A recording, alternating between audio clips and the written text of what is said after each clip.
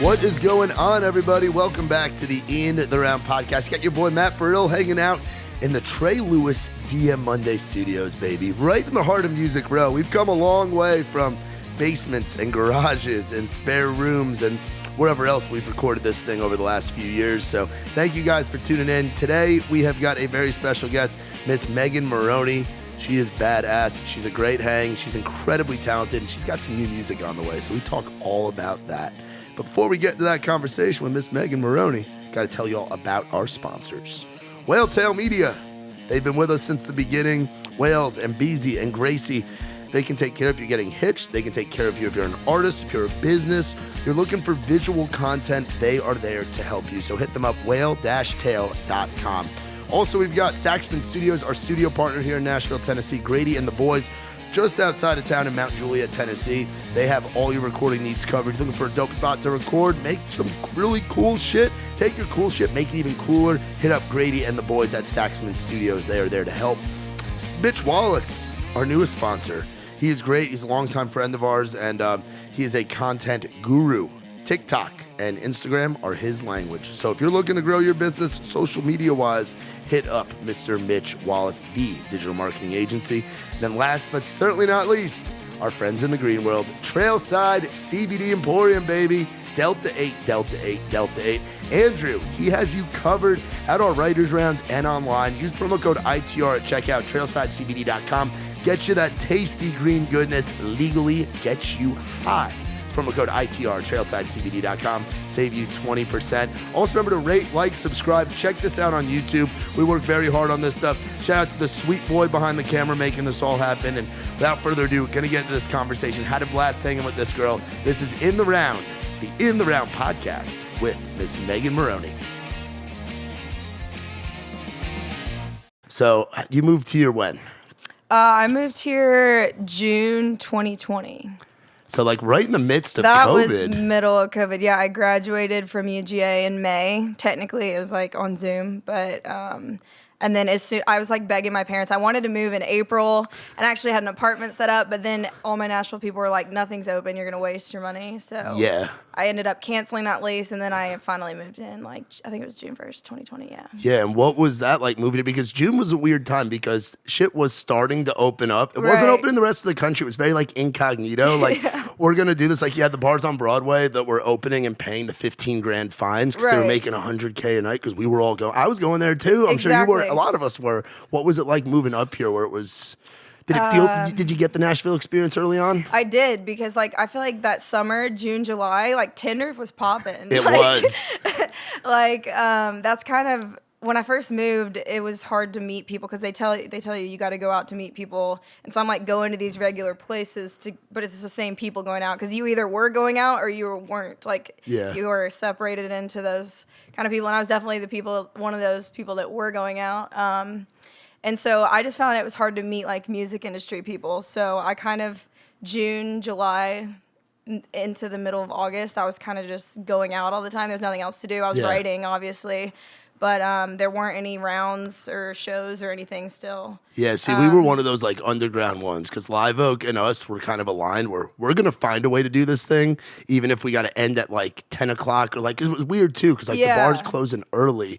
But I kind of like that too because it gave you time to go and hang out with people outside of the bars, which is nice. Yeah, I feel like it took me a while to like meet music people because the people when I moved there, it was like people I knew from college. So I was like hanging out, like my roommate at the time played soccer at Belmont. So I was like kind of hanging out with her friends, trying to make music friends. Yeah.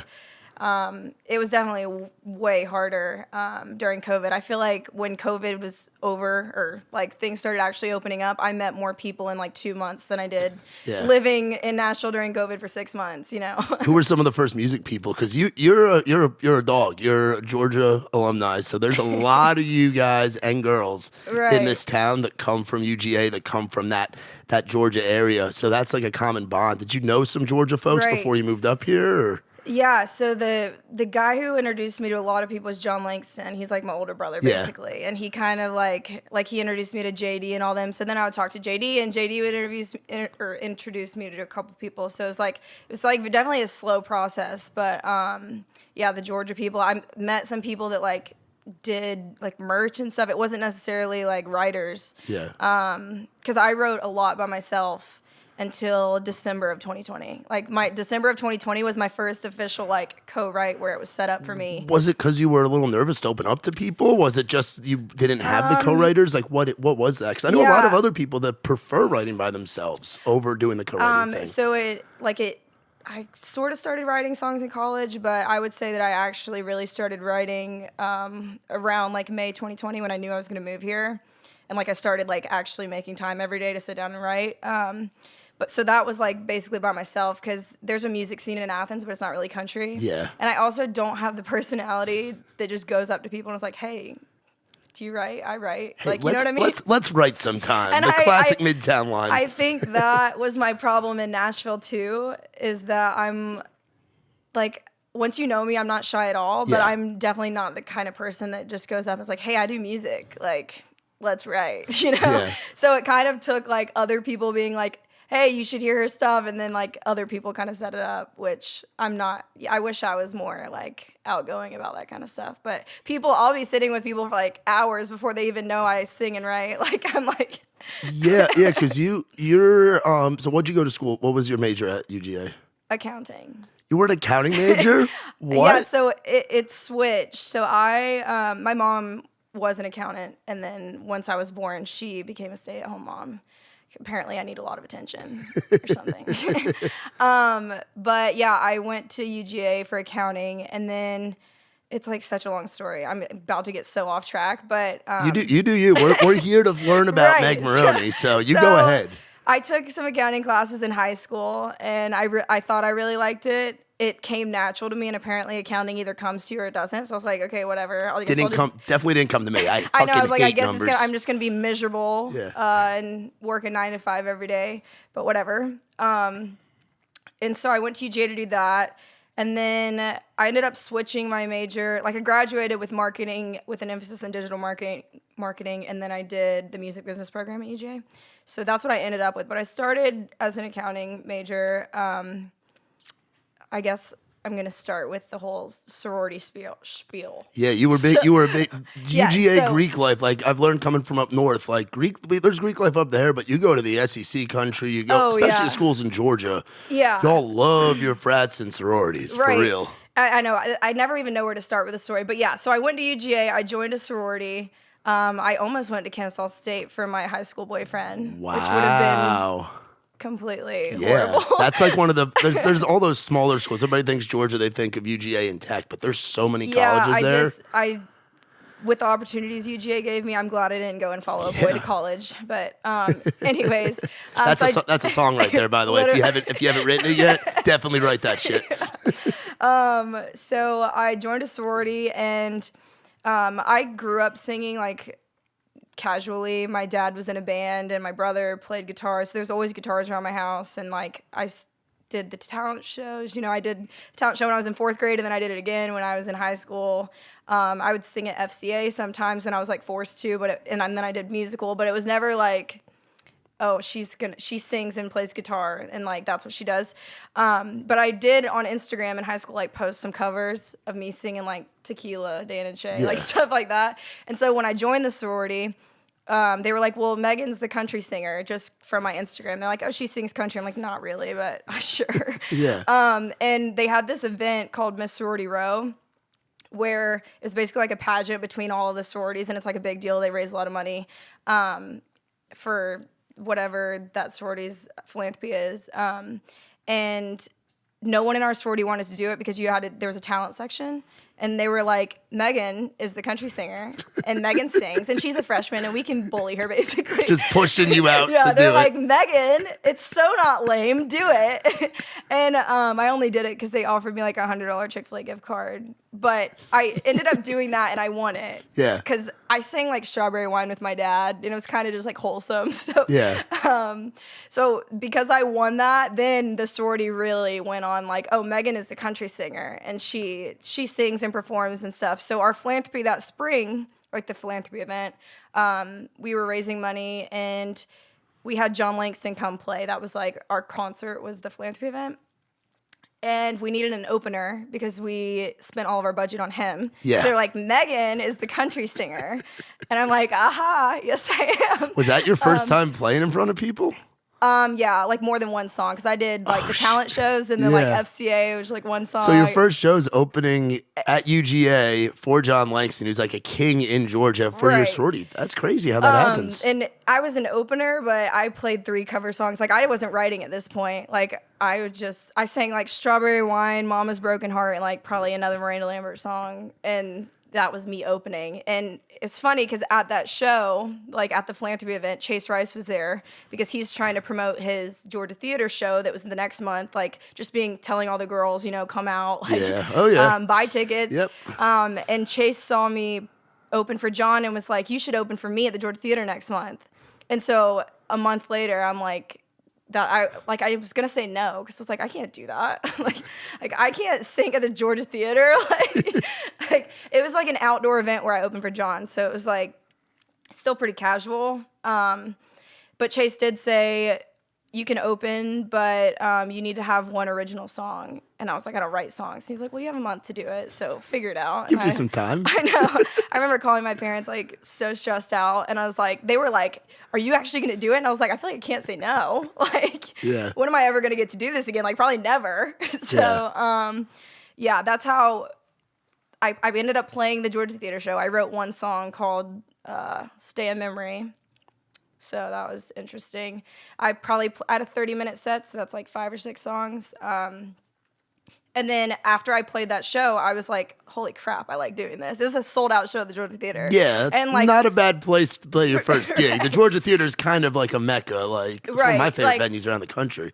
And I was still a freshman at this point, so I didn't really like understand the weight of the Georgia Theater and stuff like that. Like, I had gone to some shows there, but I hadn't been there for that long, so I'm like, oh, it's just the Georgia Theater or whatever. And then like, when I saw my name up there, they put like my name on the thing where it was like I was opening for Chase Rice on the whatever it is marquee. Yeah, and I was like, oh shit, what have I done? Yeah. So after that, I decided that I really liked doing it, and that's when I was like, okay, maybe I shouldn't do accounting. Like it took a couple weeks of me like being like, holy shit, I really liked doing that. Yeah. And then I was like, yeah, maybe it's time for me to look into changing my major and stuff. And it was actually funny because a lot of people couldn't come to that show because it was during finals week. And for some reason, like I remember I looked through my schedule and I was like, that's so weird. Everyone has tests, but I don't. Like, that's crazy. The stars aligned. Yeah, the stars aligned. The stars didn't align because it's the following Tuesday. I'm going to like on the syllabus just like make sure that I'm going to the right room. And I look and the test was that Friday. Like I missed my whole test. Like, oh shit. I straight up just didn't even like, I didn't go. I didn't email my professor, like nothing until the next Tuesday. And I was like, freaking out. I like was like, I'm so sorry. Like somehow I got the calendar wrong, and I missed the thing. And because I was like a really good student, believe it or not, I follow the rules. Like when there's authority, I'm so scared of the authority. like I don't know what it is about me, but so I was like terrified, and because I went to class every day and I was like a good student, he let me like retake the test and no penalty or anything, which I would have failed. And at like UGA, there's like 2 or 3 tests and that's like your only grade. So I had like a perfect grade in that class, but because I got a 0 on the test, I would have failed. Damn. So yeah, he let me retake it. And then I couldn't freak out, though, because I had a freaking astrophysics test right after that. So I'm, like, freaking out, having a panic attack because I just missed this test. But then I had another test to go to in an hour. So I was like, okay, don't freak out too much, even though you're going to fail that class. Because if you freak out and you fail this one, too. Then you fail 2 classes, right. And then you're really fucked, yeah. Yeah, so, but anyways, that's kind of how I got into doing music and, like, you know, getting to open for Chase. And then because that went well... like Bradley Jordan, the Peachtree Entertainment. We know Uncle Rico, yeah. Bradley Jordan, he's the man. Right. He would hit me up if like I got to open for Dylan Scott and John Langston whenever he would let me open for him whenever he played like first to 3. So I I played like 4 or 5 shows at the Georgia Theater throughout college, so that was cool. Yeah, that's not something a lot of kids at UGA get to say. And there's a lot of guys and girls that come out of there and do the country music thing. There's a lot of folks in town right now that are UGA alums that didn't get to get those reps at the place to play, one of the places to play in the Southeast, not just Athens or Georgia. I think it was smart too, promotion-wise, because like I had the whole sorority, like all my friends would come. You're gonna sell tickets. Yeah, it was cool. Yeah, that's awesome. Now, when did Nashville come into play? When were you like, fuck, I got to get to Nashville? Was there another place you were looking before coming here? Well, until I did the whole music thing, I was like, I guess I'm just gonna be an accountant, and because I do think I'm very hardworking and stuff. So it's like whatever I do, it'll be fine. I'll work hard at it, and I might be miserable behind a desk, but we'll figure it out. You know what I mean? And so after I played with Chase, I was like, oh shit, I want to move to Nashville. Like I told my parents, he told me, he's like, yeah, just drop out, come. He's like, I think you're ready. And I'm like, oh shit, Chase Rice thinks I'm ready.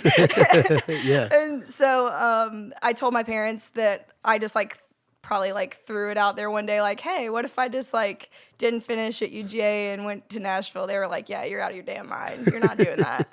And so from the end of my freshman year, because I was in the spring finals of my freshman year, I kind of from then on was like, I'm going to graduate and then go to Nashville. So then it kind of went to, okay, what do I need to do to prepare myself to go to Nashville? So that's when I was like, I got to change my major because I can't be serious about music and also be serious about accounting because they're two very accounting was really hard at UGA. It's hard anywhere, honestly. That's not an easy major. You got to put in work. Yeah, so I was like, I can't fully put in work into accounting if I'm having to fully put in work to music. So I was like, I feel like the marketing and digital marketing thing kind of all lined up together. Because at that time too, I was gaining followers from just being in a sorority. That's what people a lot of times will ask where I got my following from, and I think it's not that it's huge or anything, but no, I would say it's bigger than most. You got a lot of people that see your content on Instagram and on TikTok too.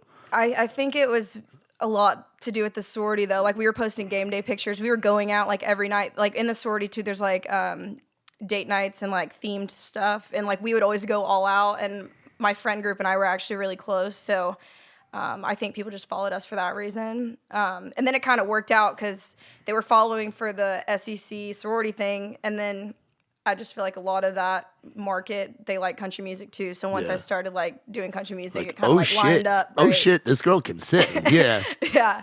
But yeah, that was after at UGA. I wanted to immediately move to Nashville my freshman year, but I decided to stick it out. I'm glad I did though, because I wouldn't trade that for anything. It was so fun, all the games and stuff. And I still feel I don't feel like I'm behind or anything now because I didn't move then. I'd probably be more ahead than I am, obviously. But well, I think part of because for Nashville, it's a party town. It's turned into now. It used to just be a music town with some drinking. Now it's a party. It's a bachelorette capital. There's all these conventions. There's this, that. So if you come up here at 18, 19 years old, you're trying to do the music thing, but you're partying your ass off. Whereas you got a lot of that partying, you got a lot of that growing up in Athens. And then you come here, I think you're more focused when you come up here at 22, 23 than you do at 18, you know? Right. Plus you can't get anywhere. You were talking about Broadway. It's tough being under 21. My fake ID taken. Well, that's what I was saying too. So my fake ID in Athens, they don't even look at it. I would show them my Delta Sky Miles card that doesn't even have a photo of myself on it. That's awesome. You just need a rectangular thing to hand the bouncer. What's your top bar in Athens? Because I've been a couple times. Silver dollar. Silver dollar. Well, that was when I was there, which was 2 years ago. I think now Bar South is really popular. Yeah. It always wins all the bar stool things. I see it on. Yeah, it's amazing how many bars are in Athens. Oh yeah, Georgia. It's crazy, and that's why it kind of reminds me of Nashville because it's it kind of prepared me too for the drinking and stuff because I'll see people my age who are raging like I did in college, and it's it's because they didn't get the college experience. I'm tired of doing that. We were doing that all throughout college, every day of the week. So. Yeah. So are you a Broadway girl? Do you go down the Broadway a lot? I am a Broadway girl. Yeah. Yeah. Do you like the clubs where it's more dancing, or do you what is it about it? I like Jason Aldean's. Like, what is it about Aldean's that you like? Because it is a massive bar. It is a really cool bar. Friggin' play Dixieland Delight, you know? like I wanna do the answer. You want the callbacks. Dirty version of Dixieland Delight. Right. Yeah. Yeah. I'm a Midtown girl too, though. Yeah, well, like you were saying, Tin Roof. Like, yeah. Tin Roof on Sundays, or are you a Red Door person? Losers Red person? Door girl too. Yeah. Anywhere you can go, you're gonna go all the places you're going. I would say I'm probably more frequently in Midtown, obviously, but I don't know. I guess I've only been here. I've been here for less than 2 years, so Broadway doesn't absolutely disgust me. Yeah. Yet. See, for me, it was working on Broadway for a year, and I don't drink, so it's like being a sober guy that's a door guy. I was at Whiskey Row, so it's like one of the crazy bars. Sober on Broadway will do it for you. Sober babysitting people and breaking up fights and all the crazy shit on Broadway. I can't imagine, because Broadway is definitely, like, I like going to Broadway for like events and stuff. Like if there's a big game on, it's like fun. But you know, it's not Tuesday, and I'm like, let's go to Broadway. Okay. See, that's what I was checking. I guess that's what a Broadway girl is. They're 7 days a week. Right, like they're there to see somebody that because they know the bartenders, they know who's playing, like they know all that stuff. No, yeah, I guess I'm not a Broadway girl then, but on the weekends, I don't you hate like it. Broadway. Yeah. Yeah, you won't be opposed to it. Where for you, or what's the or going back to your dad? So your dad was in a band. What was that like growing up around music in that way? I think it's funny because I always tell my dad he brainwashed me. Like, I know all the words to James Taylor songs because it's like... We raise you on the good shit. Right. Yeah. Jackson Browne, like Graham Parsons. Like, I hear stuff like Neil Young. I'm like, why was a freaking 5-year-old listening to all this? Like, why, me as a 5-year-old, why did I know all the words to the songs? But now I'm like thankful because I feel like those like melodies and stuff are engraved in my head, so it's like subconscious and stuff. But my dad basically forced me, like, I'm wanting to listen to like freaking Flow Rida. I don't even know what was around when I'm just thinking like, I don't even know, Akon or something. And my dad's like, let's turn on some Emmylou Harris. Like, I remember being so embarrassed. I would be embarrassed in like middle school because my friends would all get in the car, you know, and he's got like his music on, and I'm like, sorry guys. They want to listen to freaking Kids Bop or whatever I was listening to. But yeah, my dad grew up, like, I learned to play guitar probably in high school. What was your first guitar was? Oh yeah, I do. Because my dad bought it for me because I was being a sweet, sweet angel. So my first breakup was traumatic. I was like 16. I thought, you know, like first breakups are literally like horrible. The world is ending. Yeah. No, like I literally thought like, yeah, the world's not spinning anymore. So I was pretty miserable and dramatic. And I remember my dad, just to cheer me up, he's like, well, let's go to Guitar Center. Like, he always liked taking me in there. And at this point, I don't even know if I could play like a G chord too. Like, let's keep this in mind. Yeah. And so he took me to Guitar Center, and like they were having this sale. I think it was like Memorial Day, or it was like something like that, where they like most of them are on sale. And there was this Taylor, the Taylor that I play now. I really liked it, and I was like, ooh, I want that one. And it was on sale, so my dad was like, it's never gonna be on sale like this again. So like we might as well, like, you're really sad right now. You haven't stopped crying in 2 weeks, so like maybe this will be good. They take it to the front, like wipe it down and stuff. And they're like, oh, this one's not on sale, by the way. So it was like way too expensive for someone who can't freaking even play a chord. Yeah. And my dad looks at me, and he could tell I was like really disappointed. And he's like, do you really need it? And I was like, it's okay. I've got my heart broken once this week. I think I could handle it again. Wow. And so he was like, Jesus Christ. All right, let's get the fucking guitar. Right.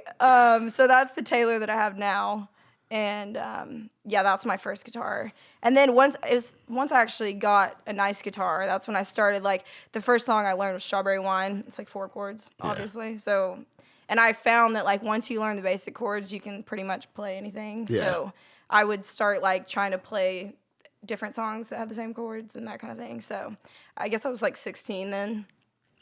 But yeah, I always grew up with guitars, and then I played piano growing up. My parents forced me to do piano lessons like everyone else in America, the world probably. Yeah. And I hated it because I'm like learning jazz in the 6th grade, and I'm like, I want to play High School Musical or something. Yeah. You know what I mean? So yeah, I took piano lessons, and then I didn't learn how to play guitar until I was like 16. But my dad always had music around, and my brother too, my oldest brother.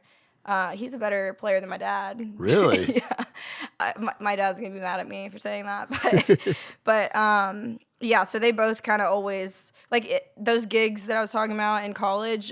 They were my 2 guitar players. Wow. So we did like in a little acoustic trio. That's thing. really cool to do that with your family. Like, not everybody gets to do that. Yeah.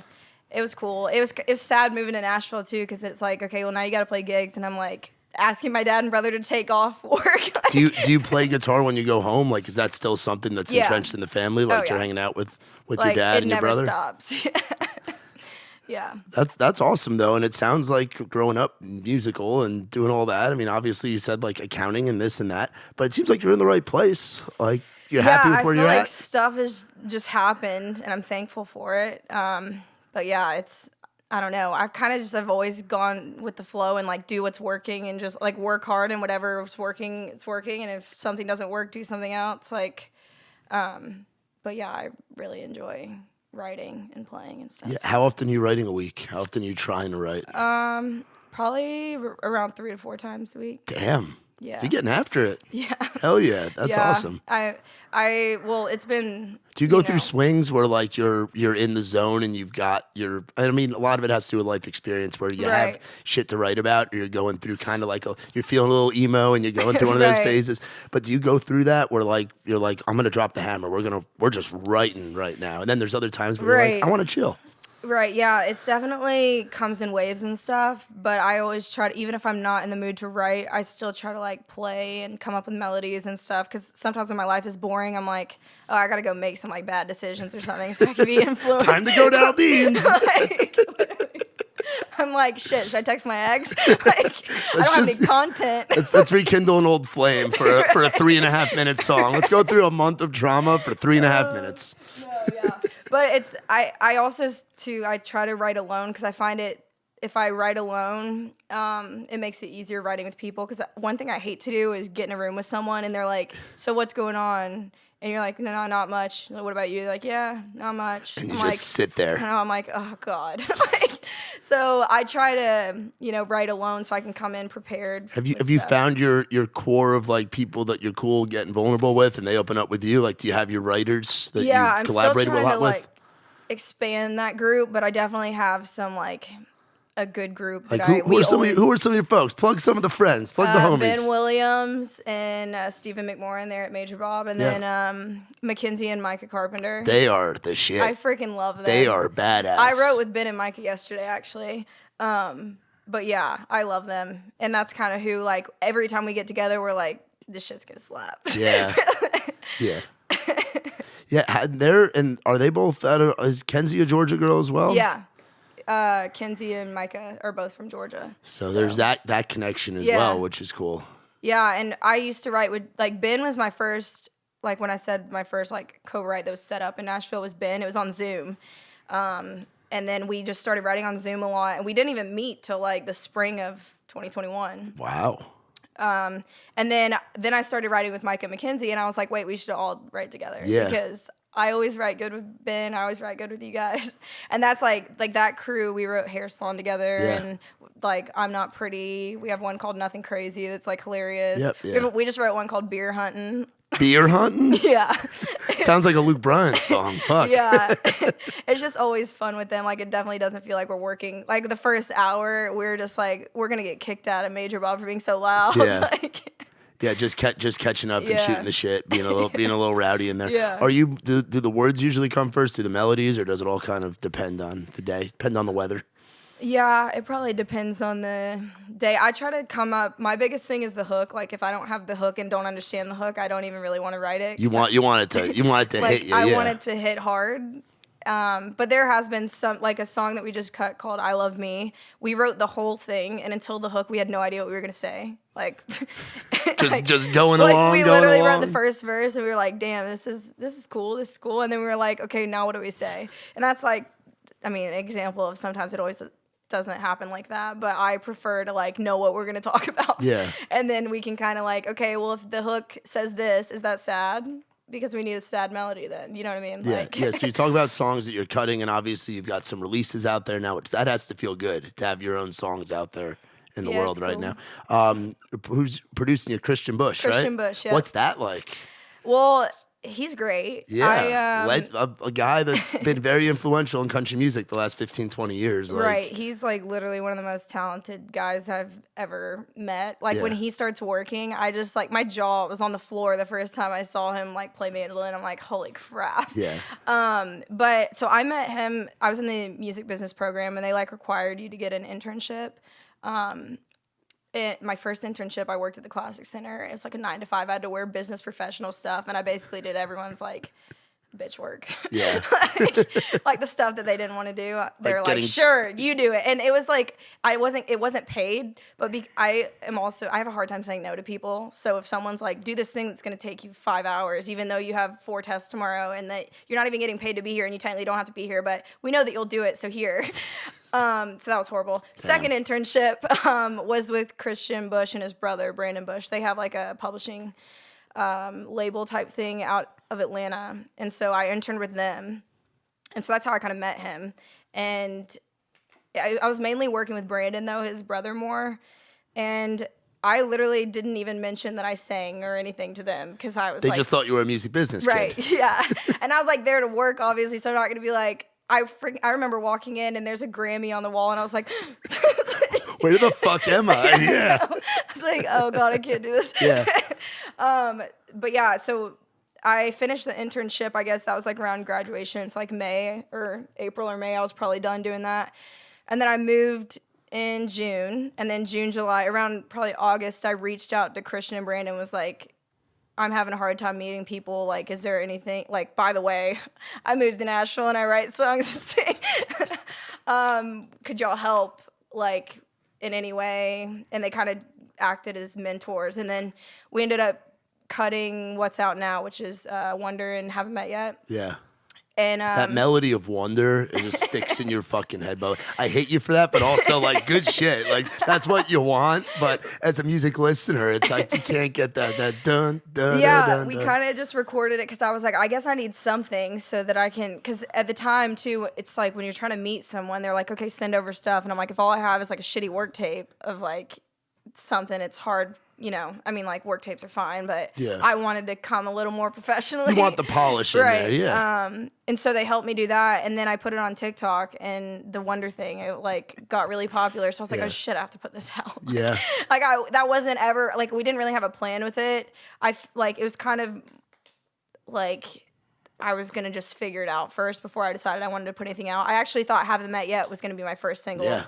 And I posted Wonder on TikTok just to say like, hey, I'm just gonna like post this to hold you guys over, but there's actually a different song coming. And then when Wonder blew up, I was like, if I don't put out Wonder, people are gonna be pissed off. Yeah. Because they're waiting on Wonder. Well, we see that too. I mean, I'm working with Trey Lewis. I'm very close with like Ella Langley, like a lot of Right. other artists right now. Like TikTok is kind of a deciding factor. You post something on there It's and hard. it blows up. And even if it's a different direction than what Right. you're going, you could post a demo or just you singing acoustic. And I know you have videos like that because I've Right. seen them where you're sitting in your apartment, you're playing, And then they're like, when is this coming out? I'm like, I just wrote this today. I just wrote this today. I've paid money to record 3 other songs. Like I've got these. Right, and it takes a long time. And even if you're Yeah. on top of your shit, it's like, well, now I have to shoot the cover art. And now, like, it's Yeah. just like people I have on to TikTok upload don't everything. understand. Yeah, but at the same time, it is so cool that it's another way of discovery for artists like yourself Yeah. that don't have the label thing going right now, that don't have Right. all that big backing. Like, in fact, there could be hundreds of thousands of people, or in some videos, millions of people that hear your original music. That's pretty Right. sick. That's kind of like with what happened with Wonder is I had never had a million next to anything on my name. You know what I'm saying? Yeah. So I'm like, I think that one got like over 3 million. Yeah. So when I saw that, I was like, oh crap. And all the It's like- reshares. and it's hard and to people using the sounds. That's like, a big thing yeah, too. right. For me, I had Instagram, but nowhere near 3 million people. So Yeah. it was like, oh, I saw a lot of comments being like, I'm looking for you on Spotify and I can't even find you because at the time I didn't have anything.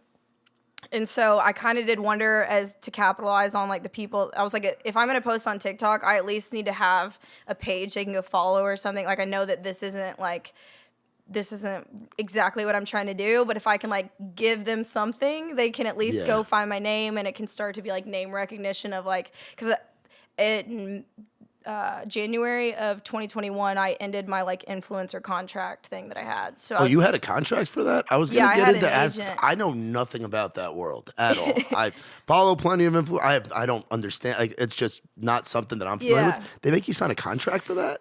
Well, I had an agent that kind of got me the deals, and I had to give them a percentage of whatever I made. Oh, shit. But yeah, the influencer thing was just like a lot of work, and I didn't want to be like, I wanted to be taken more seriously, you know? Especially for music, you know, if that's like what you're in trying music, to do. Yeah. It was so hard though, because it's stupid money for what you have to do. Like, you know, you and post free shit and trips and this and that. I know, you get free trips, you get all this stuff. I post one picture and pay off my rent for the month. It's like, are you freaking kidding me? Yeah. But I fortunately I saved up a lot of that stuff, and then I just ended my contract because I was like, I can't do both, and I wanted to take music more seriously. How long were you doing that influencer thing? I did that all through, well, it started in college, and I got an agent that whole year of COVID, or it was like, I think it was only like a 6-month contract maybe, but it was during the COVID thing where nothing was happening, because I was like, I need some way to make money, and you know, if I have to smile with some freaking hairspray, like, hey, it's better than having a damn OnlyFans or something, you know? They're different things. Right. But I saw how it was like kind of damaging to okay, is she an influencer? Is she a music person? And when I started writing like better songs, I'm like, I don't want there to be any confusion here. Like, but I'm sure I'm gonna start picking up deals like with Bud Light again. Like I used to work with them, and I feel like that's pretty on brand. With the whole music thing, like being able to do stuff like that. But it was definitely hard to be like, I'm not doing that anymore, because I used to just be able to. I had so much freedom with what I wanted to do, and you know, like recently, all my friends just went on this trip to LA, and I'm like, I can't go because I don't have the influencer money that a lot of my friends are influencers, and so I'm like, I will be passing on that one. Yeah. What's it like to what were some of the struggles of doing that stuff? The influencing? Yeah, or was it really just a pretty cush gig if you didn't have the music thing, you think you keep doing it? I mean, yeah, it was fine. I personally didn't like it because like it just is not me. Like being like, try these CBD drops and use my code for 15%. Like I didn't like doing it. It would literally put me in a bad mood. And I would like find myself, I would be like, why am I like in such a bad mood over this? This is so easy. But it's like, I literally hated doing it. So, that ended in 2021. And then my Wonder came out February 2021. So. And that's when the shift. So that's really when I started to be like, okay, I can't do this influencer stuff. I'm going to do this. I'm going to release Wonder, and then I released Haven't Met Yet. Those were kind of like TikTok things, and I'm thankful that TikTok can, like get your stuff out to so many people. Yeah. Like their algorithm is just so different from Instagram, where it's definitely beneficial, but I don't think it's everything. Yeah, and Instagram changes theirs a lot, don't they? Yeah, Instagram confuses me at this point. Like, I just kind of post whatever on there. Yeah. I feel like, you do too much music stuff, and then your algorithm gets messed up. You do too much lifestyle stuff, and then people want more music stuff. It's just like, I just post whatever is happening in my life, really. Hell yeah. Yeah, no. For you, what have some cool Nashville moments been? Nashville moments. Like moments since you've been in, you're like, damn, I'm happy I'm here because I couldn't have this happen anywhere else. Well, when was that? The round where Miranda was in there? Yeah, that was cool. That was what? That was January, maybe? I think it was January. January, yeah, I think so. It was towards the end of January, yeah. So that was freaking cool. So yeah, and what's wild about that too is how Miranda Lambert ended up at Live Oak that night. Do you know who Party Marty is? Have you met him before? He's one of the great dude. Love him like a brother. He's like that crazy cousin that you're like, hell yeah, he's gonna be at Thanksgiving. It's gonna be rowdy. That's Party Marty. I've DD'd his ass around all over the place. So he's really good at golf. So he golfs he golfs with like John Daly and a lot of people over at Old Hickory. So he's become boys with Miranda's husband. So he was playing that night. He was like, yo, y'all should come out. And he was like, yeah, I'm gonna bring Miranda with me. I was like, oh shit, like do I gotta put him in like a private table or whatever? And they just sat at the bar and chilled. And she loved your shit. That was what the coolest thing was. I wanted to make sure we got her like up front. She was like, I want to watch the writers. I want to see the music. And that, I remember you being like, oh shit, Miranda Lambert's right over there. What do I do? Dude, I was freaking out, and I wouldn't even look at her because I was so nervous. Yeah. She's front row. I can't even look in that general area. Yeah. She dug your shit though. Remember she pointed at you. She walked out. I saw her when she left, but when I was singing and stuff, I'm like, I can't look. Yeah. Was stage fright ever a big thing for you? Like not even thinking about that moment, but like with your first rounds in Nashville, what were those like? Yeah, it was more just intimidating because it was, just being the new kid, and just not. And I was used to any gig I played having my dad and my brother with me. So then it's like you go here and I'm like playing by myself. That's when I like had to learn to get more comfortable just playing me and a guitar. But I mean, I don't know. I feel like I've never been too afraid to be on stage ever. What was your first whiskey jam like? Because you've done a couple of them now. My parents were there. Yeah, my parents were there. That was cool. It was really fun.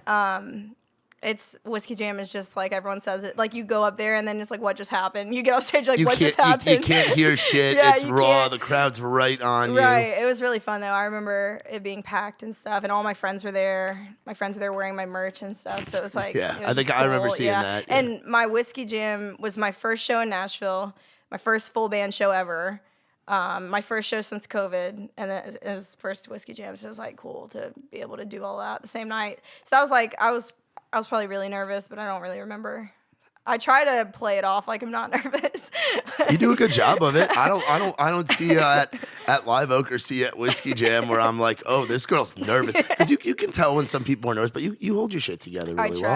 I try. You do a good job. Sure, I don't always, but we all have our moments. So what do we got going on in 2022? I've seen some studio teasing on the gram where you're like, hey, I'm in this I'm in the studio. So I cut 6 songs. Wow, that's as an EP, as singles. What are we thinking? Allegedly an EP. Allegedly. I'm not gonna. Allegedly, guys. Allegedly. Yeah. I cut 6 songs. And then I don't think this is really a secret, but my first single will be Hair Salon. So Let's I feel go. Like that's the one everyone's waiting on. Why that one? Is it just because of the buzz TikTok, or what? both the videos I think the first one I posted has over 1 million now, and then the other one has like over 3 million, and it's like those are the only 2 videos I've posted of the song. So I get like harassed too. People in my DMs are like, stop posting pictures of your life, we want Hair Salon. I'm like, okay. Wow. Or someone sent me a DM, I need to do the mean DMs where it was like, are you gonna release your songs or just let your career slip away? I was like, okay. Like, guys, I'm working on it. We're working on it. I promise this shit doesn't happen overnight. I'm not a SoundCloud rapper. Like, what do you want from me? Right, and I think I learned that about TikTok with my first 2 releases. Is like I felt really pressured that when they got popular on TikTok to like get them out as soon as possible. But like even Wonder, I wanted to redo the vocals. Like I wasn't happy with it before it even came out. And like I feel like all artists are like they eventually get tired of their songs and you're gonna be your own biggest critic. Like that's part of it. I didn't even like it before we put it out though. So really? Now I really like I love the song. I just wish we would have had more time to like, change the things I wanted to change about it. So that's like with Hair Salon and these new songs, I'm like, have really taken my time because I know that people are harassing me on social media to release them, but hopefully they'll be patient and wait because I want to make sure that they're like the best they can be rather than just being like, it blew up on TikTok, so I got to get it out as soon as possible. Has your TikTok following crossed over to Instagram and vice versa? Have you seen that where it's crossed over a lot? Because I find like that's like I know people that have hundreds of thousands of followers on TikTok, but they're still working on getting that crossed over to Instagram. Right. I think Instagram is definitely harder to gain followers. I don't know why. It's like that, but it's I mean, I notice if like a video does good on TikTok, I notice like it translates to Instagram followers. But it's definitely not as much. Okay, yeah. Like Instagram's or TikTok's algorithm is just better. What do you prefer going live on? Because I feel like TikTok. I've never gone live on TikTok. Really? I should though. Yeah. You should do that because Yeah. I have friends that do that, and people go nuts, and that's going to be people that are there for your music, Right. Which is the crowd you're looking for. Yeah, that's what it's been. There was definitely a time when I stopped doing the influencing thing that people stopped like there was like a weird like slow period where I noticed like I wasn't gaining any followers and like people were unfollowing and then more people started following because of my music and that kind of stuff, just because like I went from being this like college sorority girl to now I'm going to be posting me singing all the time. And I understand that not everyone that wants to see a sorority girl might want to see the same sorority girl with a guitar. So once I like kind of switched over though, now it's like fine. People kind of, that's my brand. I mean, like people go to my Instagram and they're not confused on what's going on. I think you do a very good job of mixing in a little bit of like what you're doing on the weekend with your friends and then the new shit you've got coming music wise. Like I see what's on there. It's definitely tough to do because it's sort of all strategic, but it's. Isn't it annoying that social media's got to be strategic like that? It is like annoying. Like most people, they just gotta sit back and. I do. I try not to pay too much attention to it though and stuff. Like I don't care about what time of day I post and like I post some dumb shit on my stories, like the Sweetie Pie story that I did the other day. Yeah, your dog. My dog. Your dog. What's the dog's name? Henley. Henley. After Don Henley. How old is he now? He's got to be. I bet he's probably like 14 weeks. Is he up here or is he back in Georgia? He's in Georgia, but I'm playing a round this Saturday, which it's like the only Saturday round, and so my parents are coming, so they're bringing him. Oh, so awesome! I'm excited. There you go. Hell yeah. Yeah. What have you been out doing? Have you gone out on the road thing yet? I think I saw you did some stuff over the summer, right? Or was it the early fall? Maybe I did. I'm trying to think. Like I probably did do stuff in the summer, but I went on a run in November, the beginning of November. So that was. Where was that at? Birmingham and then Picayune, Mississippi. I feel like I played somewhere else too, and then I went to Georgia. But yeah, it all kind of blends together. I know. I'm like, where in Birmingham were you? The Finnick. Okay. See, a lot of people have been talking about the Finnick, like, because the crowd's pretty fun. Yeah, and they I thought the ticket sales and stuff like that, like we got paid a pretty good amount because it's by like if you keep, they told me I could play like 30 more minutes and I'd make like X amount more, and I was like, hell yeah, I'll do it. I'm like, we'll freaking play Strawberry Wine 10 more times if we have to. But yeah, that was cool. That's like a newer spot, and they had like my country set. It was like a full band thing, and then they had a DJ coming after, so it was like. It was cool. It was like a good spot for party after, yeah. Birmingham knows how to throw down a lot, and that's something that's cool too that you'll get to see as you keep growing. Because I have a feeling you're going to be out on the road quite a bit this year. Like it's all it's all happening. You know, you got the songs. You're a freaking badass person, and the Southeast. There's so many places to play that are all within driving distance. And being a Georgia girl, like you're gonna get out there and rock it. Where's some places that you want to go? Like where's a place you haven't been before that you'd be like, it'd be cool to play music there? Well, I've literally only ever played in like Georgia and then here a little bit and then that one place in Mississippi.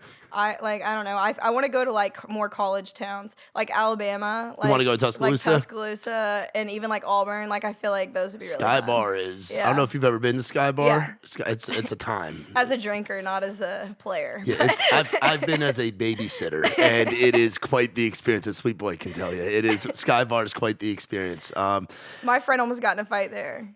Really? Yeah. But it's because Georgia was winning and she was being obnoxious. Oh, she was that loudmouth Bulldogs fan. Yeah, just started barking at people. What's the Georgia bark sound like? Is it like? Oh, I'm not doing that. You're not doing it? I'm not. If I was intoxicated. If you were intoxicated, you would do it, no problem. No problem. It's pretty. Are you big into sports? Like, do you follow the stuff?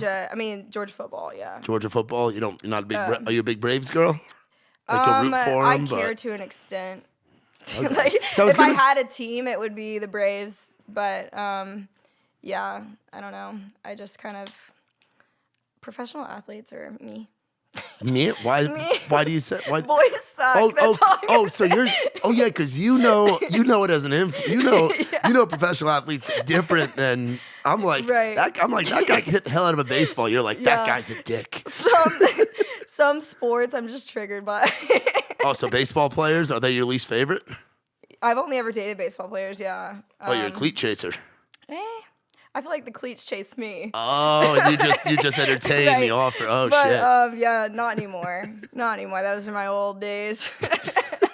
Damn. But yeah, go Braves. Go Braves. But for you being a Georgia girl, obviously being an alumni, like all that, Yeah. what was it like to see the Bulldogs finally take down the It was big freaking bad wolf? awesome.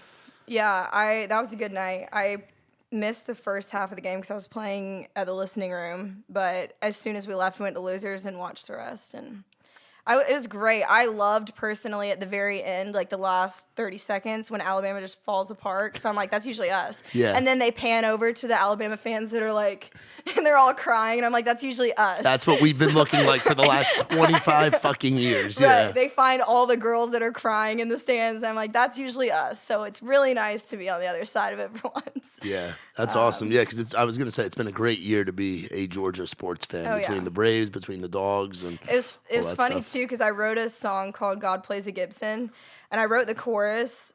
We didn't finish it till after they had won. But I wrote a chorus the morning of the national championship. And it was like basically like you're saying, it's like I bet God drives a Silverado, but his house sits on some land, and this year it's pretty clear he's a Georgia Bulldogs fan. So I wrote that before we even won, and then I called my mom and I was like, I think I might have just jinxed Georgia, and she was like, you better stop that. Like my mom is the biggest Georgia fan. Like if we start losing, my mom goes to bed and won't talk to us all the rest of the day. Yeah.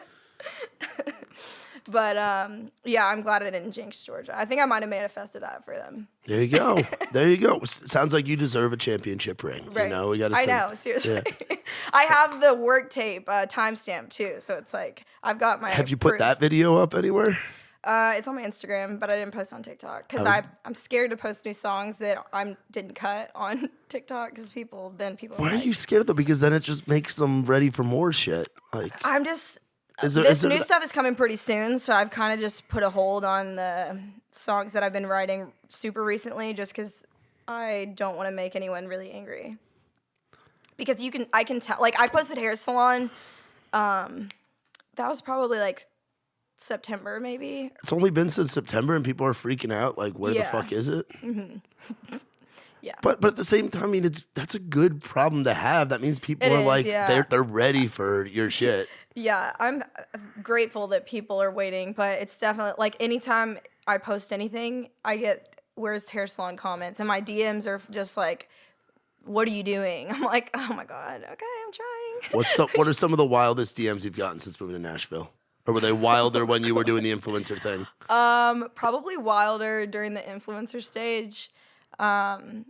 Just some weird stuff. Like they want my socks and they want your socks? They want my clothes. I'm like, I get scared posting on Poshmark because I'm like, what's Poshmark? I don't know what that is. Poshmark's like where I sell my clothes. Like I just do like a closet clean out and I'll like sell it. And I'm like scared there's gonna be like some creepy man that like buys it. And then I'm just like it's like a lot of like older men that really come with some crazy DMs. I get asked on a lot of dates via DM. Some of them are really polite, but that's just not really my... From people that live here in Nashville, or... Everywhere, but yeah, in Nashville too. They're like, if you say, yes, I'll fly to Nashville, I'll take you to dinner, like, that kind of shit. Like that, yeah. Damn. It's interesting. Do you have people that like, because again, the influencer thing mixed with the artist thing was when you first moved up here, were there weird people like bumping into you at bars or like things like that? There's always weird people at bars.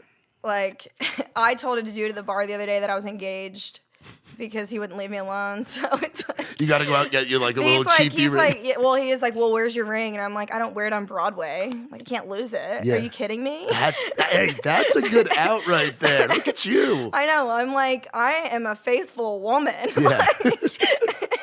That's awesome. But yeah, I feel like at this point, I just try to... make them suddenly uninterested. Yeah. Because the thing is, too, you're out with, like, your girl gang, like, all Yeah. you guys, and a lot of them are still influenced. You come from that life. Y'all are very, very young, attractive girls out there just having a good time, not wanting to be bothered. Right. And then you find Some the people are weirdos. like fun and stuff, but some people are definitely creepy. I've learned that out of all my friends, I'm definitely the one where I don't think we owe the creepy man that won't leave us alone anything. Like Yeah. they're like still talking to him, and I'm like, guys, There's- let's wrap it up here. There's 50 bars on the street. And also, as a former bouncer, you mentioned there's a guy being weird. We'll get him the fuck out. We'll take Right. pleasure in getting him out. Right. We'll be the hero for a second and get him out of there. Exactly. I try to just be as nice as I can about it, but they get the point that it's like we are not interested. Yeah. So, Yeah. I'm like the guard dog of the friend group. Yeah. Yeah. Now, some quick Nashville questions. Favorite Mexican place? Because I've learned or you're not a big Mexican person. No. I was going to say, I feel like you have to be. You're from Georgia. You guys Right. love your Mexican food down here. Let me think here. I really like Taqueria del Sol because that's a Athens thing. I used to go like 3 times a week. So it's like a taste of home that yeah, they have right, it up yeah. here. But I also really like Saint Anejo because of the queso there slaps. A place is And I get top-notch. the cilantro lime steak tacos wrapped in lettuce. Fancy. Oh, it's or they're like little lettuce cups. Yeah. It makes you feel like you're being healthy after you just downed a whole thing of queso. Yeah. It's all about balance, you know, all about It's balance. like I'm literally eating lettuce. Yeah. Your drink of choice. You're out at Tin Roof. Are you a pipe bomber? Oh, I'm a pipe bomber always. That's my problem is I can't say no. And if someone, I'm always like, oh, you want to take a pipe bomb with me? Do you think you can do it faster than me? Oh, you got me on that one. I got you on this next one, and then you end up Right. you end up 4 bombs deep. I would say my go-to drink if I'm out is a Casamigos soda lime. It's safe. It's you can drink it in large quantities. So you're a big. Have you been to there's a tequila bar I think down this way now, Oh, really? or over there's called Nada or something. I drove past it the other day, and it's just a wall of tequila, like from the shit. window. So that might be a place love to check tequila, out. 'Cause yeah. Obviously, I'm not drinking nothing. I'm Right. I'm California sober, so we do what we do, but can't exactly go to a bar Exactly. for that. Yeah, but I do like spicy margs and stuff, but I can't really drink those. I can probably have one of those, and then it's like, okay, that's enough. Yeah, where's like one of your hidden gems here in Nashville, like a spot? Not trying to get you to put out all your secret spots, but we all have them here in town. I'm trying to think. I kind of go to the same spots. Or even so- if it's outside of town a little bit or something over in east or north or south or Oh, hidden gem. I don't know if this is hidden or not, but Wild Wasabi. where's that? It's hidden. exactly, It's fucking that's hidden, great. fucking hidden to me. It's a sushi place that's like next to the Gibson store, like towards downtown. It's like in between the Gulch and downtownish. But it's my favorite sushi in Nashville. Wow. And I would choose it over Virago and over like the fancy nice places. Shit. It's like Okay. you sit at the little there's like little wooden tables, like they have it like Steve Eby's, you know. It's like you'd go in and you're like, yeah, this place isn't gonna be good. It slaps. Yeah. Do you fuck around with hot chicken at all? You're talking about spicy marks. So I'm thinking that's a yes. Not really, to be honest. Really? I like spicy chicken sandwiches from Oh Chick-fil-A, yeah, but Chick-fil-A, not really extra pickles, right? extra pickles. Extra pickles. Extra pickles. Yeah, but hot chicken I feel like it's really heavy, and I just don't eat Heavy things heavy like that. things like that all the time. See, Yeah. coming from New If York. I was like super hungover, then it'd probably be good. Yeah, see, coming from New York, all we eat is heavy shit. Bagels, pasta, pizza, sandwich, pot roast, this, that, Wait, the other I wanted thing. to try Lasagna. that pizza place that you posted that you said it was like it's only open certain days. And I stuff. would What was say that called? right now, you guys probably, I don't know what you're doing after, you guys probably have time to go down there. It's on Elm Hill Pike. It's called Joey's House of Pizza. It's four people in there. It's a mom, the old lady, her daughter, her son, I think their nephew, and they're all from Brooklyn. And it's Joey's so House of it Pizza. slaps. Joey's House of Pizza. They're open from 11 to 3. No free ads, of course. Look, get my little Barstool reference in there. They're open, I think it's like Tuesday, Wednesday, Thursday. Like they're only open Holy 3 days a crap. week for 4 hours because they. Oh, they they're move. that good. It's really good, and they've got like the chicken parm and the eggplant, like everything in there if Right. you want it. But just go in there, get a slice. I'm excited. I talked to you about Federici's before too, right? That place in Freehold, New Jersey. Yes. Right? Yeah. I'm like big pizza girl. Yeah, because Like, that's an interesting thing too. Like I found that out. I think your mom had come up to one of the rounds and Yeah. had told me that that your family's originally Jersey Yeah. folks, and I have family from right over there. And I used to work and live in Jersey, so I think you made the good decision. I'd say growing up in Georgia and growing up in Jersey. I love Jersey, but Georgia's pretty fucking cool. So Yeah. you definitely lucked out. Yeah. Do you like 5 Points pizza? It's all right. See, I'm out in Hermitage. So we've got Sal's and we've got Salvo's. And McElwain's had it. Sweet Boy's had him a bunch. Salvo's like undercooks it, so I have to like throw it in the oven. I'm a pizza snob being from. I always tell them to make it crispy because no one ever gets it. And I'm like, no, I want it to be black on some parts. Yeah, you want black crust. You want to be able to bite in the pizza and fucking feel a crunch. And when I fold it, I want a nice, like, a firm crust. Yes. You're going to love Joey's then. Joey's House of Pizza is the spot for you all to go and check out. So where can people go to follow you and all that fun stuff? And do we have an idea of when hair salon's going to be coming? Hopefully April sometime. Okay. I would say April, but who knows. You can follow me at Meg Moroney. I think it's just Meg Moroney on everything. Yeah. MEGMORONEY. Do you prefer Meg or Megan?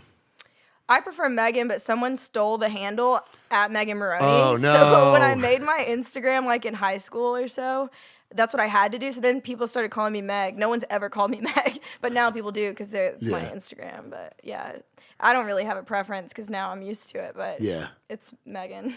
All right, awesome. Well, Megan, thank you for joining us. You guys make sure to follow Megan Moroney and be on the lookout. She's got a new single coming. She's got some badass songs out right now, but be sure, don't just wait for it and pre-save it, but also pre-order the shit on iTunes because artists make more money off it that way. Get it up towards the top of that chart and show some love to our girl Megan Moroney. Thanks for hanging. Really, I really appreciate it. Shout out to the sponsors as always, guys. Whaletail Media, Saxman Studios, our boy Mitch Wallis, the digital marketing agency, and then of course our friends in the green world, because we're California sober. Trailside CBD, that tasty, legal Delta 8 THC, gets you high. It's great. 20% off with the promo code ITR. Y'all go check it out. Remember to rate and subscribe, follow Meg, and all that good stuff. We will see you next time. This has been the In the Round Podcast.